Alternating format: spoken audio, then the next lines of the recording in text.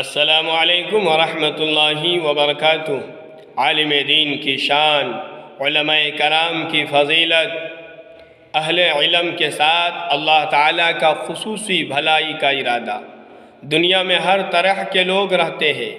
اللہ تعالیٰ نے سب کو کسی نہ کسی اعتبار سے نوازا ہوا ہے، مگر اللہ تعالیٰ کی حقیقی نوازش اور اللہ تعالیٰ کی حقیقی بھلائی اس شخص کے لیے ہے جسے اللہ تعالیٰ نے علم دین کے راستے پر گامزن کر دیا ہے۔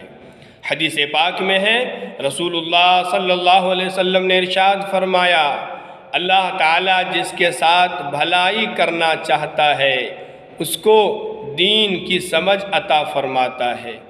میں تو تقسیم کرنے والا ہوں، دیتا تو اللہ تعالیٰ ہی ہے۔